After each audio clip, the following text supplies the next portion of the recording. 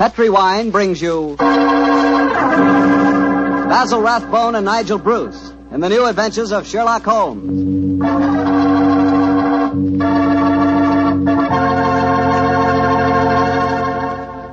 The Petri family, the family that took time to bring you good wine, invite you to listen to Dr. Watson tell about an exciting adventure he shared with his old friend, that master detective, Sherlock Holmes.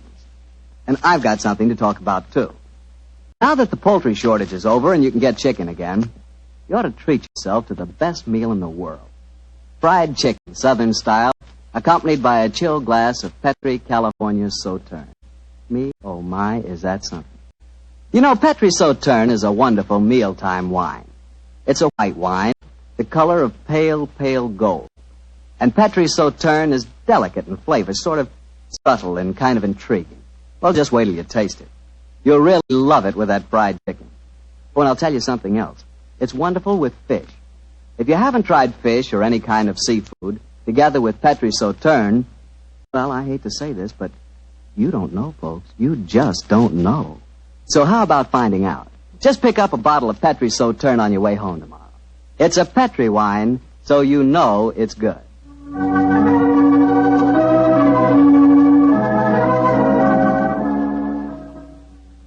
And now let's see if our old friend Dr. Watson's expecting. He's out on the patio. Dr. Watson? Here I am, Mr. Bartell. Sit out here this evening, my boy. Oh, swell idea, Doctor. It certainly is a beautiful night. It certainly is. Draw up a chair and make yourself comfortable. That's it. You care for some of my tobacco? I think I'll stick to a cigarette, thanks. Well, Doctor, all ready for tonight's adventure? Yes, Mr. Bartell, I'm all ready. And a strange story it was. A very strange story. How did it begin? Stormy December night in 1900 with the rain pelting against the Baker Street windows? Or perhaps with you and the great Sherlock Holmes rattling along in a cab beside the foggy waterfront chasing some desperate criminal? You make quite a good storyteller yourself, Mr. Bartell. No. The adventure I'm going to tell you took place many, many thousands of miles afield from our Baker Street headquarters. To be exact, in the Indian city of Parbutipur, about 200 miles north of Calcutta. It must have been a mighty important case that made you both travel that far. It certainly was, my boy, yes. It was announced in the summer of 1894, I remember, that Holmes received an urgent summons from the Maharaja of Parbutipur. After 5 weeks at sea, we reached Calcutta, and a few days later found ourselves on the veranda of our hotel in Parbutipur. As we sat there talking to the Maharaja's brother, Rabat Singh, we could hear the faint throb of native drums and the haunting wail of an Indian lute coming from the bazaar.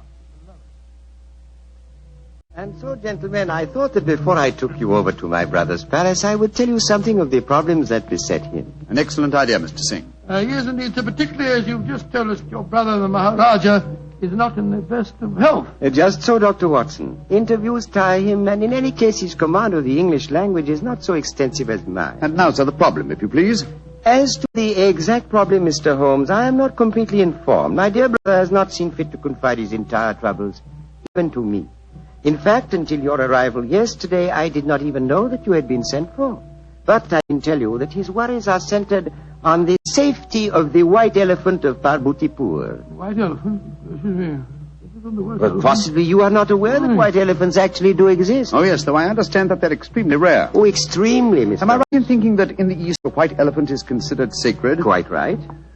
Pray continue, sir. Well, in 1750, the first white elephant was presented to my great-great-grandfather, and with it came a legend. The legend that the Maharaja's rule would be happy, healthy, and successful only as long as the elephant flourished. If the animal were to die, then the reign would come to an end, and the Maharaja was doomed to a sudden death. Mr. Singh, who was responsible for the origin of this legend? Oh, a good and wise man who traveled from the mountains beyond Nepal.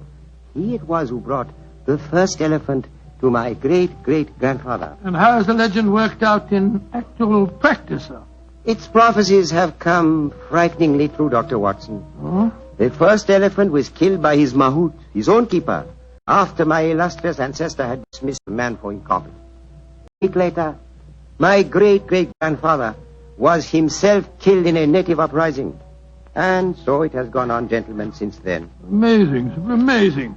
When the elephants have died, and they have always died, the Maharaja of Vaputipur has died a violent death soon after. And as each new Maharaja has succeeded to the title, the wise man from the beyond the mountains has appeared, and with him, a new sacred white elephant. He last appeared 4 years ago when my brother inherited the title. But it can't still be the same man, sir. Why not, Doctor? Well, I mean to say, that'd make him a couple of 100 years old. A trifle less, I fancy, Doctor. Really, my dear sir, it seems to me your story's the wrong way round. Men don't live to such an age, whereas elephants are noted for their length of life. That's true, Watson, but apparently not the sacred white ones of Parbatipur. Mr. Singh, in the event that your brother's death, who would become the Maharaja? I should, Mr. Holmes.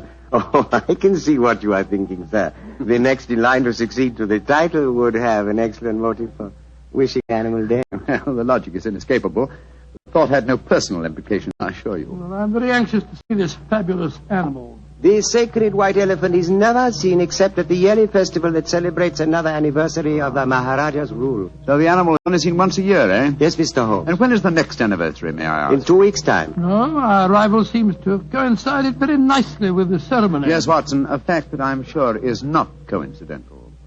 Well, Mr. Singh, I'm very glad that you told us the legend of the sacred white elephant, and now I suggest that you take us to the palace. I'm most anxious to make the Maharaja's acquaintance.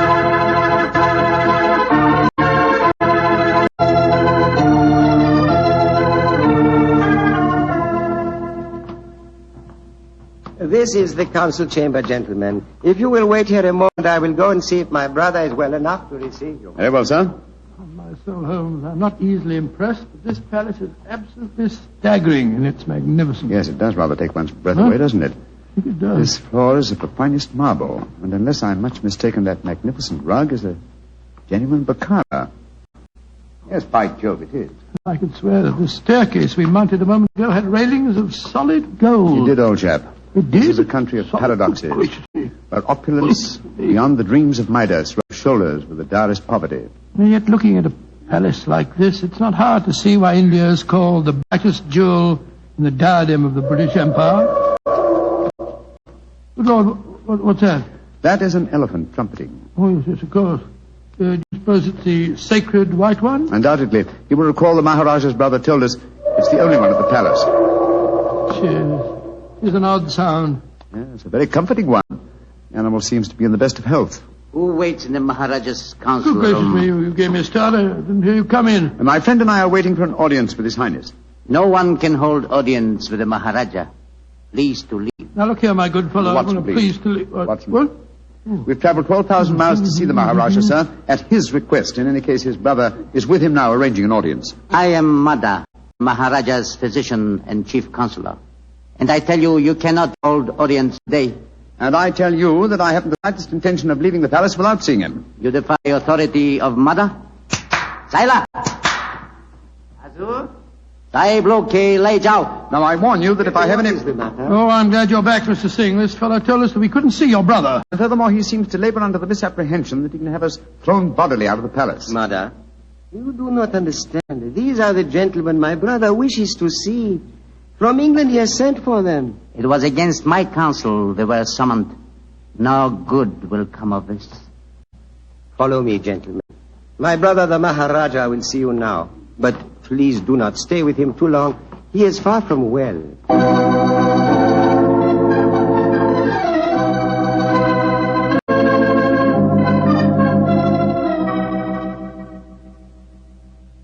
Mr. Sherlock Holmes, Dr. Watson, I'm so happy you have arrived here safely. It was great imposition to ask you to travel so far. Oh, not at all, sir. I only hope we can prove of material assistance to you. Ranji, Yes, Rabat? I wish you would permit Dr. Watson to examine you. No, just was about to suggest myself, sir. In fact, I brought my medical bag along just in case. Mother would not approve. Mother not believe in Occidental medicine. I do not trust Nada. I do not think he wishes you to get well. Please, Ranji, let the doctor examine you. Very well. But you not tell not Mother. And now, what seems to be the trouble, Your Highness? My eyes, they torture me. Night and day, they torture me. Yes, I noticed they seem very inflamed. Now, let me take a look at them. Yes. Now, open them a little wider, please, sir. I throb, burn, night and day. Night, day, burn. The color is distinctly reddened. However, this isn't anything very, very serious, sir. What you're suffering from is a case of what we call conjunctivitis. What you do relieve pain, Doctor? Oh, some eye drops will give you relief in no time, sir. I have some here in my bag. Oh, thank you. Thank you. Perhaps medicine will help. Yes, I'm sure it will, sir. Here you are, now. This small bottle and an eyedropper. This is an eyedropper. Just put a few drops in the corner of each eye, and I'm sure that you'll get some relief in no time at all. Thank you, Dr. Watson. You think there is nothing seriously wrong, Doctor? Mother gave it as his opinion that my brother's eyesight was in serious If you danger. pardon my saying so, I think it more likely that my medical knowledge exceeds his. I can assure you there's nothing seriously the matter with your brother's eyes, sir. I'm happy you say so. Now you will please excuse me while I take medication and rest a little. We discuss my problems later. Quarters already prepared for you in palace. You do not mind, Mr. Holmes? Not at all, sir, though in the interim I should like to employ my time to the full by inspecting your sacred white elephant. No, that I cannot allow. I must talk to you first. I think, sir, you will do well to give me permission to see the animal. I already have my suspicions as to your reason for bringing me here, and it will be best if I'm completely informed when we have our discussion. Very well. Can do no harm. Here, take ring. Show ring to Sucro. He's keeper of animal. Sucro will let you into elephant house when he see ring. Thank you, sir. And please rest comfortably. I'm sure that your worries are nearly at an end. Come on, Watson.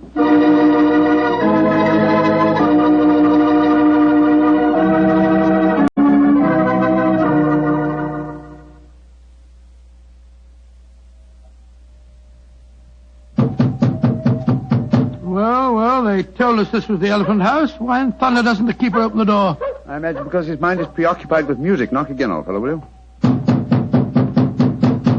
Uh-huh. He heard us that time. Yeah, about time. He must have been knocking here for 5 or 6 minutes.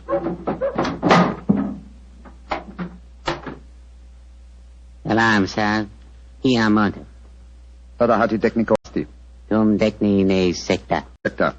Maharaja side. Kumko asti mafikdio. Potato sab. Either out. Sir Holmes, the Maharaja's ring certainly seemed to do the trick. He didn't want to let us in until you showed it to him, did he? Good and faithful servant, our friend Sucro. Here, kutai. Here. Hati, pagir. Here. Kasamapik. Nejutai, sir. What's happened, Holmes? The white elephant has disappeared, Watson. Disappeared? That's ridiculous. Elephants don't just disappear. Diagari, sir. Maharaja side kibolo. Kali umkabolo. Potato sab. Potato. Where's he going? I told him to go to the Maharaja and give him the news. But he was to tell it to no one else. But, Holmes, this is ridiculous. We heard the animal trumpeting here less than half an hour ago. How can an elephant be spirited away in that amount of time? That's what we have to find out, my dear fellow. I've often heard the Indian rope trick. Now we have a first-hand opportunity of solving a new mystery, the problem of the disappearing elephant.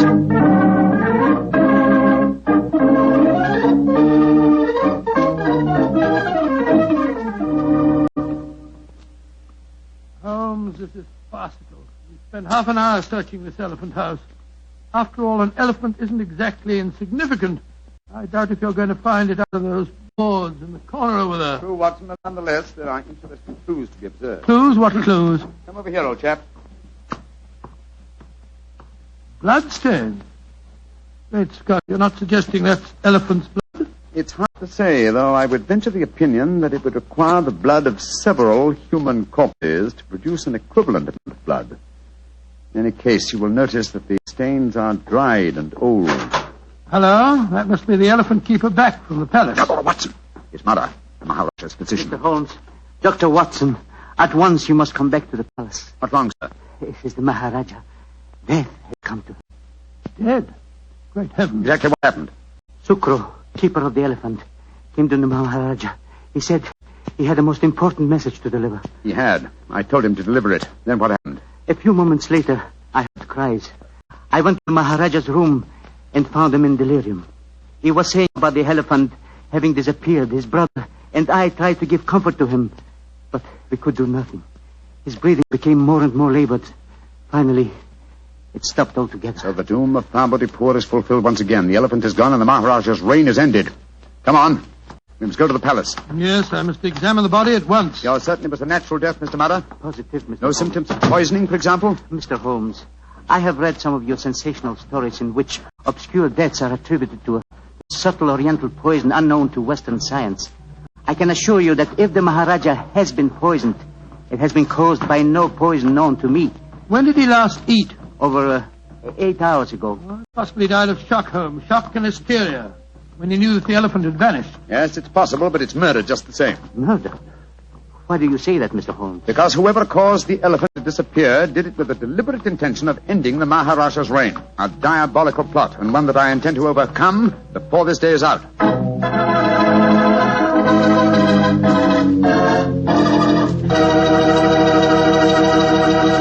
Dr. Watson's story will continue in just a second, so all I'm going to say is, if you like a swell red wine with your dinner, well, then you should know about Petri California Burgundy. Petri Burgundy is a rich, hearty red wine. It's just wonderful with hamburger and beef stew and pot roast and chops and just about any meat or meat dish you can think of. And, of course, if you can get hold of a steak or a prime rib, well, then you've just got to serve that with Petri Burgundy. Petri Burgundy is a swell mealtime wine. The best friend a good meal ever had. No kidding.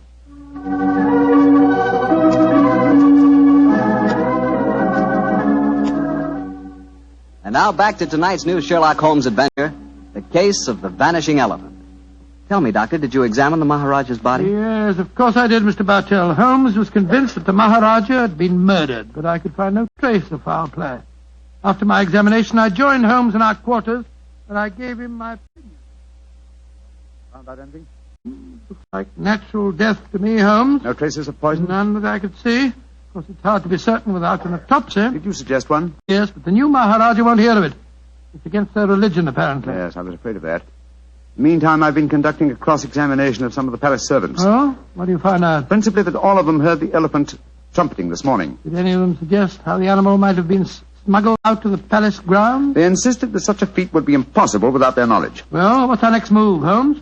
To interrogate the one person who I'm sure can give us the true story of the elephant's disappearance, its keeper. Remember, we haven't seen him since he took the message to the palace. I suggest we return to the elephant house and have a persuasive talk with him.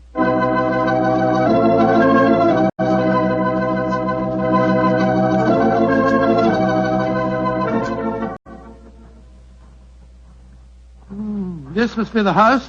The only one that's near the elephant pen. Ramshackle-looking place, isn't it? Extremely. Sukro! Sukro! Don't tell me that he's vanished, too. This is beginning to get on my nerves. Oh, no. Sukro! I think under the circumstances, we'll take the liberty of entering. Sukro! Look, Holmes. Look on the floor. We're too late. Good Lord. What a horrible sight. His throat's been cut. Obviously another murder. He knew the secret of the vanishing elephant. Let's have a look around. Sukro was quite a musician. Look at this weird assortment of instruments. Native lute. We heard him playing that today as we approached the elephant house. What's this? It looks like a sort of giant megaphone. A musical instrument of some kind. Observe the mouthpiece here. Let's see what kind of noise it makes. Great Scott. The instrument sounds exactly like an elephant trumpeting. Of course. Numbskull, why didn't I do this before? Come on, Watson, back to the palace as fast as your legs can carry you. The mystery is solved.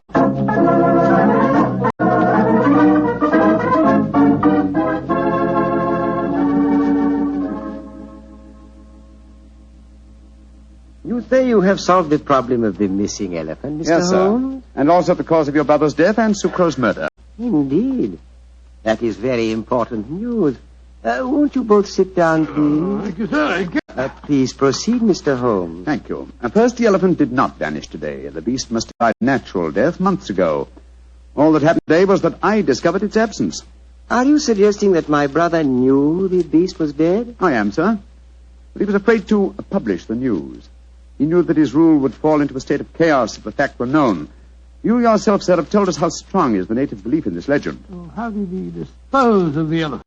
Unobtrusively, over a period of time, the bloodstains in the elephant house would indicate that the animal had been cut up into disposable fragments, which could be removed by the faithful Sucro without attracting suspicion. All this time, though, the elephant horn was blown at suitable intervals to indicate that the sacred animal was still alive. But if the Maharaja knew the beast was dead, why did he die of shock when he received the news? I think the answer to that question, Dr. Watson, would be that my brother died of shame when he knew that his imposture had been discovered. Little far-fetched, sir, if you don't mind my saying so. No, I'm certain the reason your brother brought me to your country was to reveal that imposture to me. He knew the day was coming soon when he must show the elephant to his people. The festival would have been held in 2 weeks' time, I think you told us, sir. I imagine that he wanted me to devise a method of smuggling a new white elephant into the palace grounds before that time. Tell me, Mr. Sherlock Holmes, why did my brother die today? Because he was murdered. Just as Sucro was murdered later. Murdered? How? Oh, very ingeniously. By poison, but not, as you might expect, by any subtle Eastern poison. No, one of the most recent of Western poisons was used. A poison unknown to Oriental science. Delirium, followed by a strangulated breathing, is highly typical of the newly discovered poison hyoscyamine. He hadn't eaten for 8 hours. True, Watson, but you see, this hyoscyamine was administered to an eyedropper. Good heavens, an eye. The poison penetrates with unusual ease through the membranes of the eyes, if you will recall. Yes, you're right, by Jove, it does. It must have been that physician fellow, whatever his name is. No, my dear chap. This has been a case of confusions. Let's do a little clear thinking now, shall we? You see, we were deceived by the apparent sequence of events. We discovered the elephant missing and thought that fact had caused the Maharaja's death. Whereas his murder was quite a separate matter. The poison must have been placed in the eye drops while we were in the elephant house. Precisely, dear chap. And when the murderer saw how the problem of the missing elephant confused us, he killed its unfortunate keeper to prevent us from learning the truth. Yes, you're strangely silent, Mr. Singh. Am I, Mr. Holmes? I am fascinated by your flow of unassailable logic. Of course, you realize that I am now the Maharaja, the king of kings, an absolute ruler with all power, including that of the police. Do you care to denounce the murderer to me? Oh, come, sir. I think it's time the buttons come off our foils. I'm well aware that you studied medicine at the University of Edinburgh. You have the motive, the opportunity, and the knowledge to kill your brother. The murder of Sucro was probably performed by an underling. Great Scott, what a shocking You are a disgrace. clever man, Mr. Holmes, a very clever man. Clever enough to realize that an absolute ruler, a ruler with all powers, including that of the police, is not apt to denounce himself. Again, your logic is unassailable. Goodbye, gentlemen. I trust your voyage home will be a pleasant one. I warn you, sir, that I shall make a full report of my findings in this case to the British Commissioner of this state. Why should he prove more effectual than the great Sherlock Holmes? Goodbye, gentlemen, and bon voyage. Filthy murderer. Makes my blood boil to think that he can't be brought to justice. He can, and he will be. Civilized laws of the Occident cannot be enforced here, then we must fight him with his own weapons. What do you mean, Holmes? That we have a farewell talk with Mr. Madder, the dead Maharaja's physician, friend, and counselor.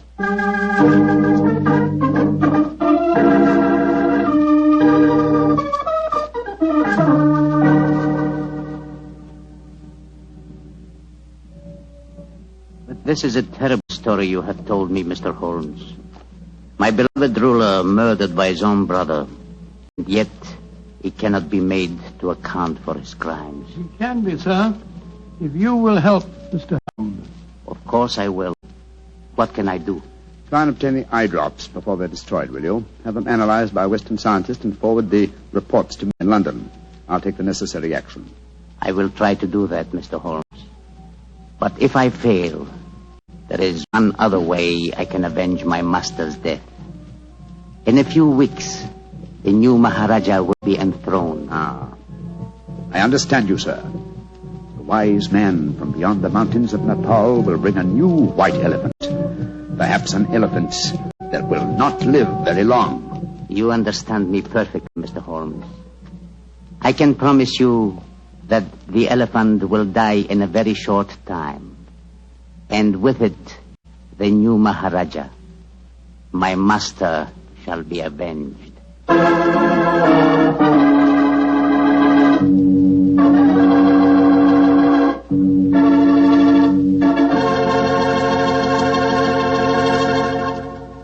That was quite a story, Doctor. Quite a story.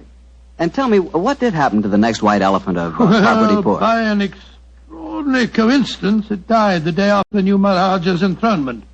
And that scoundrel was himself killed in an uprising that occurred just a few days later. You know something? I think I could be very happy as an Indian Maharaja. Oh, really? Mm-hmm. Beautiful palace, beautiful women, beautiful jewels. And every year on my birthday, the natives would give me my weight in gold. You know, I could learn to like that. That is, if I tried. Yes, and every week you'd speak to your subjects over the radio and tell them all about Petri wine. Oh, now, wait a minute, Doctor. I don't always talk about Petri wine. That's right. You don't always talk about Petri wine. You've got to sleep sometime. All right, go on. Kid me about it. But Petri wine is worth talking about. After all, what other wine has the tradition behind it that Petri wine has? Don't forget, the Petri family has been making Petri wine for generations. Since way back before there were electric lights and telephones and things like that. They've been making Petri wine since the 1800s and handing down from father to son, every bit of valuable knowledge and experience. There's no doubt about it. The Petri family really knows how to turn luscious grapes into wonderful wine. That's why you can't go wrong with a Petri wine. Petri took time to bring you good wine. Well, Doctor, how's about giving us a clue to next week's story? Now, next week, Mr. Bartell, I'm going to tell you an adventure in which I'm afraid I didn't exactly cover myself with glory, shall we say. But I think you'll find the story an exciting one, my boy, because it's composed of equal parts of romance, of international intrigue, and of sudden death.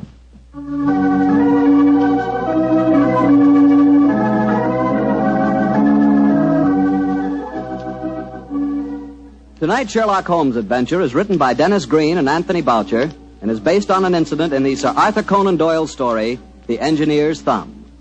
Mr. Rathbone appears through the courtesy of Metro-Goldwyn-Mayer and Mr. Bruce through the courtesy of Universal Pictures, where they are now starring in the Sherlock Holmes series. The Petri Wine Company of San Francisco, California, invites you to tune in again next week, same time, same station. This is Harry Bartell saying goodnight for the Petri family. Sherlock Holmes comes to you from our Hollywood studios. This is the Mutual Broadcasting System.